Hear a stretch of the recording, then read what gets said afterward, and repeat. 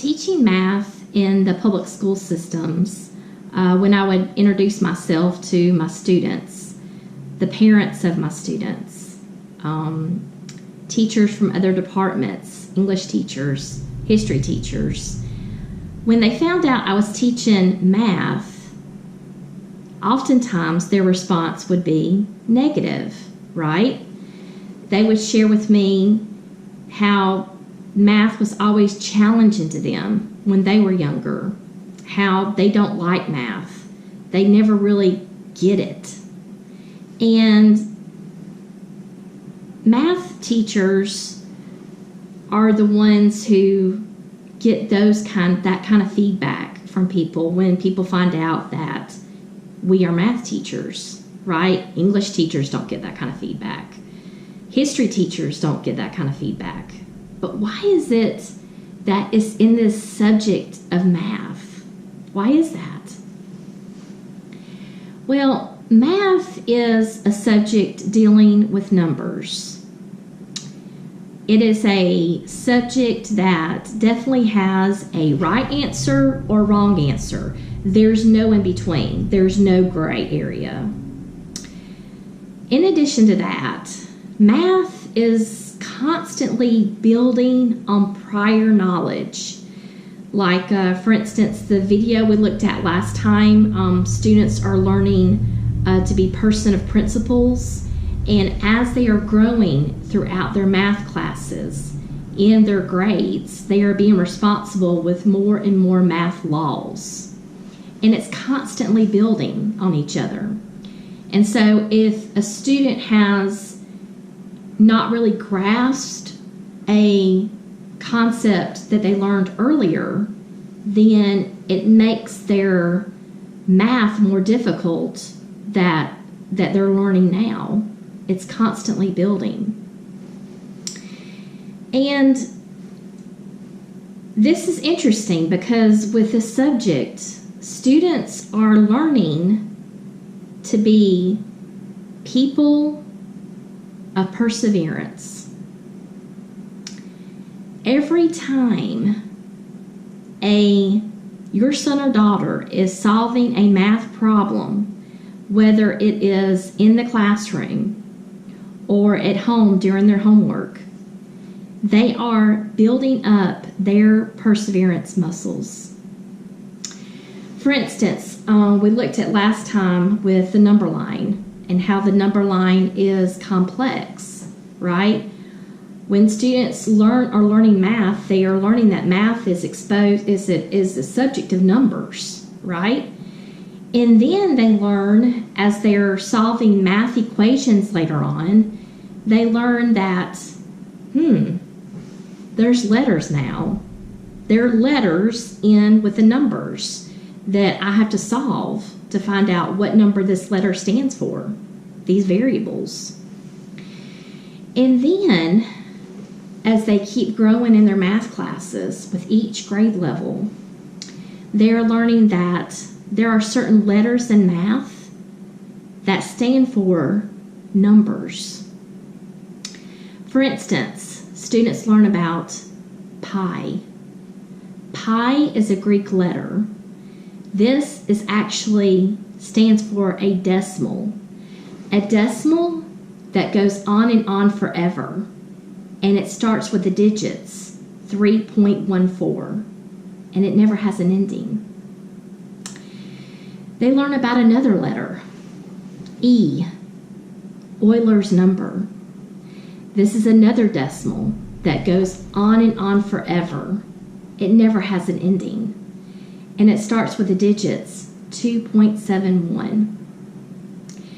And then they learn about I. And I is one of those imaginary numbers. And I is the square root of -1. You know that number line that I talked about in the last class session? These aren't even graphed on the number line. Our number line keeps getting harder. It keeps getting more complex. And that's the thing with math. Math is opportunities to keep building those perseverance muscles. You know, when a student is, you know, just about to pull their hair out, you know, working on a math problem, and just want to quit and want to give up. You know, this is, when we see this as parents, you know, we see this as, you know what, this is opportunity for them to really start building those perseverance muscles. You know, it is not easy. It is hard. You know, when you are starting a math problem, you know, we want to finish it, right? We want to finish that problem. We don't want to quit. And if we finish the problem and we get the problem wrong, why did we get it wrong? We want to learn our mistakes because we don't want to make those mistakes again. That's building up those perseverance muscles. And, you know, we all want the best for our kids.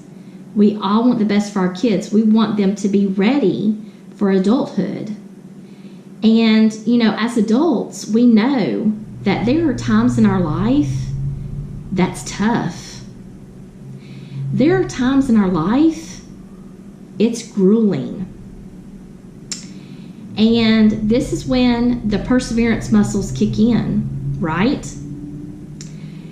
Those times that students are working their math problems inside the classroom, outside the classroom, are opportunities for them to be building those perseverance muscles.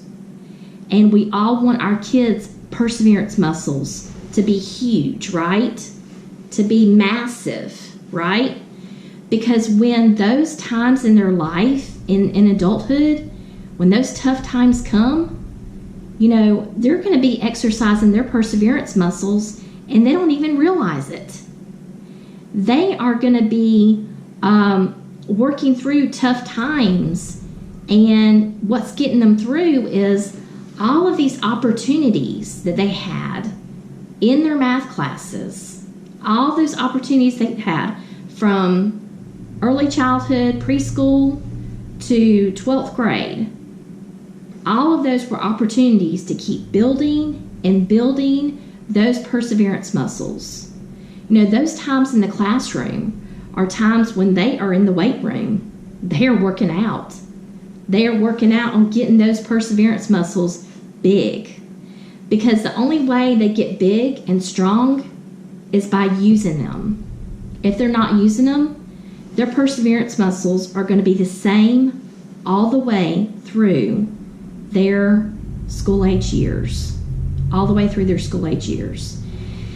And so you may be saying, well, Jennifer, you know, when my son or daughter comes home from school, I'm not a math teacher.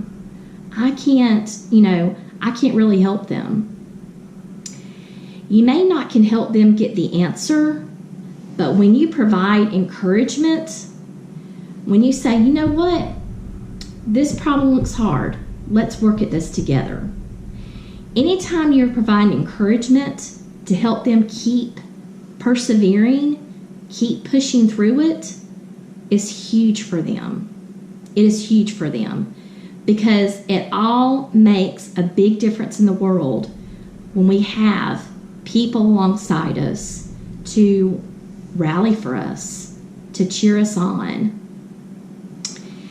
And another thing you can do is, we are living in a technological age in which there is help all around us. We just have to find it.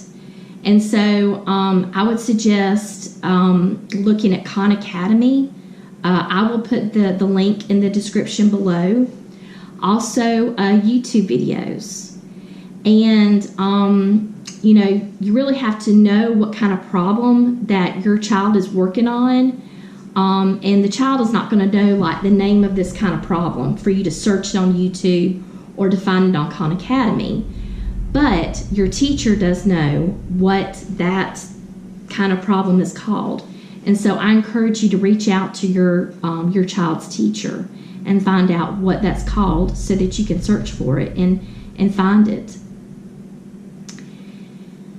I cannot wait to see you the next class session as we look at another life lesson that students take with them into adulthood. This is awesome how our students are learning how to build their perseverance muscles in their math classrooms. I can't wait to see you the next time.